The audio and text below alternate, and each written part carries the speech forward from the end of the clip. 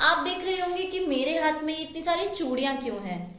तो मैं आपको बताना चाहती हूँ कि ये है प्लास्टिक की चूड़ियां, ये हैं कांच की चूड़ियां और ये हैं लाख की चूड़ियां।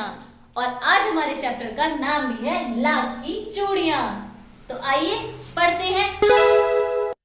लेट्स टॉक हिंदी में। आज हम बात करने वाले हैं कक्षा 8 की वसंत की किताब के पाठ 2 की। तो सबसे पहले आइए समझते हैं कि लाख क्या है और चूड़ियां क्या है। लाख लाख पेड़ों पर पाया जाता है, जो कि एक कीड़े द्वारा बनाया जाता है। वह अपने आप पर एक कवरिंग बना लेता है और जब वह मर जाता है तो उस कवरिंग को छोड़ देता है और उसे ही पिघलाकर लाख बनाया जाता है। चूड़ियां, बैंगल्स जिसे हम कह सकते हैं, ये गोलाकार की होती हैं और पूरे विश्व में लड़कियां इसे पहनती हैं। तो इस पाठ में आप देखेंगे युग का बदलाव, सेल्फ वैल्यू, सेल्फ कॉन्फिडेंस, शहरीकरण, कला के युग का बदलाव और शहर और गांव में अंतर। पाठ की शुरुआत होती है जहां लेखक अपनी मामा के गांव के बारे में बात करता है और उसके मामा के गांव में बदलू नाम का एक मनिहार रहता है जो कि लाख की चूड़ियां बनाता है और वही लाख से वह कंचे जैसी छोटी छोटी गोलियां लेखक को बनाकर देता है जो कि उसे बहुत पसंद है। लेखक बताता है कि बदलू को उसे बदलू मामा कहना चाहिए, परंतु वह उसे बदलू काका कहता है क्योंकि गांव के सभी बच्चे जो हैं वो उन्हें बदलू काका कहते हैं। तो लेखक भी इस नाते उन्हें बदलू काका ही कहकर पुकारते हैं। लेखक बताता है कि गांव में बदलू का एक ऊंचा सा मकान है जिसमें एक बड़ा सा आंगन है और वहीं एक नीम का पेड़ लगा हुआ है। उसी नीम के नीचे बैठकर बदलू अपनी लाख की चूड़ियां बनाने का काम करता है। वहीं उसके बाजू में एक भट्टी है जिसमें वह लाख को पिघलाता है। एक चौखट है लकड़ी की जिस पर लाख मुलायम हो जाने पर वह एक सलाख में डालकर उसे पतला करता है। एक सलाख होती है इस तरह से और उसके भीतर लाख को डालकर उसे पतला करता है और फिर इस तरह की मुंगेरियां जो कि कई तरीके की पाई जाती है, उसके पास 4-6 तरीके की हैं। वह आगे से तो पतली होती है और पीछे से मोटी होती है, कुछ ऐसे। उन पर लाख की इन तारों को लगाकर चूड़ियां बनाता है। जैसे कि आपकी कलाइयां होती हैं जो कि आगे से पतली होती हैं और पीछे से मोटी होती हैं। पूरी चूड़ी का सेट बनाने के बाद वह उन्हें रंग करता है और लाख की चूड़ियों का सेट बना देता है। अब मैं आपको एक वीडियो दिखाना चाहती हूँ जहां पर लाख की चूड़ियां कैसे बनती हैं, आप उसे देख सकते हैं।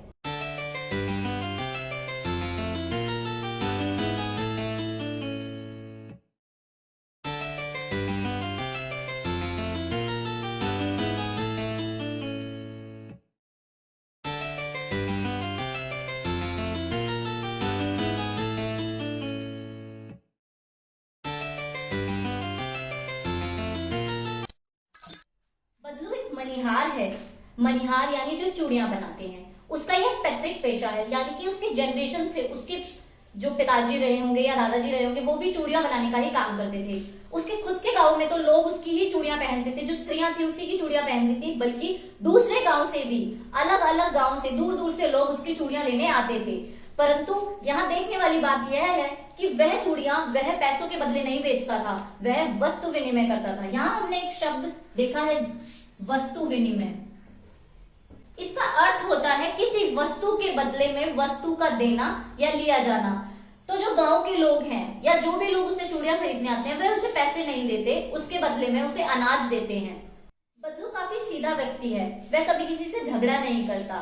पर देखने वाली बात यह है कि जब यही चूड़ियां, यही जोड़ा चूड़ियों का अगर किसी नवविवाहित के लिए, नई शादीशुदा स्त्री के लिए कोई लेकर जाता है तो वह उसके बदले सिर्फ और सिर्फ अनाज नहीं लेता, वह और चीजें भी मांग लेता है। और वह जो भी मांगता है अगर उसे वह नहीं मिलता तो वह अपनी चूड़ियां देने से मना कर देता है, क्योंकि वह कहता है कि यह जो जोड़ा है चूड़ियों का ये बहुत इंपॉर्टेंट है, बहुत ही स्पेशल है, ये किसी की शादी के लिए है।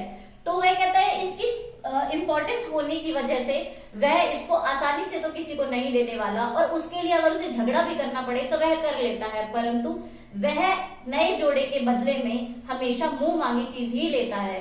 हम देखते हैं कि जो शादी के घर वाले लोग होते हैं वे भी उसे उसकी मुंह मांगी चीज दे देते हैं, जैसे कि बहुत सारा अनाज, पैसा। पर यहाँ देखने वाली बात यह है कि वह उसे पगड़ी भी देते हैं, और पगड़ी जो है भारत में सम्मान का प्रतीक है। बदलू को केवल चीजों से प्यार नहीं है, उसे पैसा नहीं चाहिए, उसे सम्मान चाहिए। सम्मान किस चीज का? अपनी कला का, क्योंकि ये चूड़ियां बनाना कोई आम बात नहीं है, उसके लिए यह एक कला है। वहीं लेखक बताते हैं कि बदलू को पूरी दुनिया में सिर्फ एक चीज से चिढ़ थी, और वो थी कांच की चूड़ियां। और उसका एक कारण भी था। वह कहता था कि कांच की चूड़ियां काफी कमजोर होती हैं और खतरनाक भी होती हैं। टूट जाने पर वह स्त्री को नुकसान भी पहुंचा सकती हैं और वह चुप जाती हैं। तो इसलिए जो बदलू है वह कहता है कि लाख की चूड़ियां मजबूत होती हैं, पर उनको पहनने के लिए मजबूत हाथों की भी जरूरत होती है, वरना हाथ में मोच आ सकती है। बदलू का जो स्वभाव है काफी फ्रेंडली है, काफी दोस्ताना है। जो भी उसके घर पर आता है मेहमान के रूप में, वह उसकी बहुत सेवा करता है। वह उनके लिए दूध बचा कर रखता है, मलाई खिलाता है, आम देता है और बहुत सेवा करता है, ताकि वह जब उसके घर से जाए तो खुश होकर जाए। और बदलू लेखक को खुश रखने के लिए वो लाख की गोलियां भी बनाकर देता है, जो कि कुछ कंचे जैसी होती हैं। अब लेखक जो है काफी साल बाद, कुछ 8-10 साल बाद अपने मामा के गांव आया है, और वह देखता है कि अब तो सब कुछ बदल गया है। जो गांव की स्त्रियां हैं वह कांच की चूड़ियां पहनने लगी, और पूरा ही गांव जो है बदला हुआ सा लगता है। तभी एक दिन लेखक के मामा की छोटी बेटी बारिश आने पर आंगन में गिर जाती है, और उसकी कलाइयों में जो चूड़ियां होती हैं वह टूट जाती हैं, जिस कारण उसकी कलाई में चोट आ जाती है। तब लेखक को याद आता है कि पहले तो सब गांव में लाख की चूड़ियां पहनते थे और उससे उन्हें चोट भी नहीं लगती थी, पर अब जैसा कि कांच की चूड़ियां पहनने लगे हैं तो यह काफी खतरनाक हो गया है। और उसे याद आता है कि लाख की चूड़ियां तो बदलू काका बनाते थे। तब लेखक को याद आता है कि बदलू काका कहाँ है, और वह उन्हें ढूंढने निकल पड़ता है। वह देखता है कि बदलू अब बहुत बूढ़ा हो चुका है, उसका घर भी वैसा नहीं है, ना वहां कोई नीम का पेड़ है, ना कोई मचिया है, ना हुक्का है, ना भट्टी है, ना ही कोई लाख की चूड़ियां बनाने वाला है। तब वह लेखक बदलू को अपने बारे में बताता है, और बदलू कुछ याद भी नहीं कर पाता कि लेखक कौन है। बहुत याद करने पर उसे याद आता है कि लेखक बचपन में उनके यहाँ आते थे। तब बदलू बताता है कि अब उनकी चूड़ियां कोई नहीं पहनता, अब मशीनी युग है। अब तो खेत भी मशीन से जोते जाते हैं, सभी काम मशीनों द्वारा किए जाते हैं, तो उनकी हाथ की बनी हुई लाख की चूड़ियों को कौन पहनेगा। वे कहते हैं कांच की चूड़ियां लाख से ज्यादा सुंदर होती हैं। तब लेखक पूछता है कि कांच तो बहुत खतरनाक होता है, लाख से तो आप सेफ्टी रख सकते हैं, बचाव रख सकते हैं, पर कांच तो बहुत खतरनाक है। तो बदलू कहता है कि अब ऐसा नहीं है, सबको कांच ही पसंद आता है, लाख किसी को भी अब पसंद नहीं है। फिर लेखक सोचते हैं कि मशीनी युग आ जाने के कारण कितने ही लोगों के हाथ कट गए हैं। हाथ कटने का यहाँ मतलब है कि कितने ही लोग बेरोजगार हो गए हैं, बेसहारा हो गए हैं, उनके पास कोई काम नहीं है। जब लेखक और बदलू इस बारे में सोच रहे होते हैं, तभी लेखक बात को बदलने के लिए, माहौल को बदलने के लिए बदलू से पूछते हैं कि आम की खेती कैसी है। तब बदलू लेखक को बताता है कि आम की खेती तो अच्छी हो रही है, और अपनी छोटी बेटी रज्जू को आवाज लगाता है कि वे कुछ आम लेकर आए और लेखक को दे दे। बदलू की छोटी बेटी जब आम की डलियां लेकर लेखक के सामने आती है, तब लेखक देखते हैं कि उनकी बेटी ने तो लाख की चूड़ियां पहनी हुई है, और वह बदलू की तरफ देखता है। लेखक देखता है कि रज्जू के हाथ में तो चूड़ियां बहुत सुंदर लग रही हैं, और वह सोचता है कि बदलू ने तो कहा था कि वह अब लाख की चूड़ियां नहीं बनाता, तो ये रज्जू के हाथ में लाख की चूड़ियां कहाँ से आई। तब बदलू लेखक को बताता है कि जमींदार की बेटी की शादी के लिए उन्होंने वह जोड़ा बनाया था, वह आखिरी जोड़ा था जो उन्होंने बनाया था, परंतु जमींदार सही पैसे नहीं दे रहा था और सही सामान नहीं दे रहा था, जिसके कारण बदलू ने उससे चूड़ियां देने से मना कर दिया। जो कि हमने पहले पार्ट में सीखा था कि बदलू जो है काफी सेल्फ वैल्यूड पर्सन है, वह अपनी कला को, अपनी आर्ट को काफी वैल्यू देता है, तो उसने बेमोल अपनी चूड़ियों को बेचना सही नहीं समझा और जमींदार को सीधा सीधा मना कर दिया कि मैं आपको ये चूड़ियां नहीं दे सकता।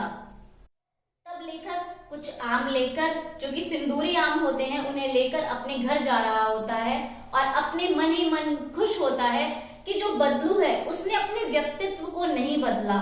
कांच की चूड़ियों की तरह उसका व्यक्तित्व कच्चा नहीं था, हल्का नहीं था जो कि टूट जाता। उसने अपने व्यक्तित्व को लाख की चूड़ियों की तरह मजबूत रखा, और अपनी चूड़ियों को देने से मना कर दिया, अपनी वैल्यू की, अपनी कला की वैल्यू की, अपने समय की वैल्यू की, जो कि बहुत ही इंपॉर्टेंट है।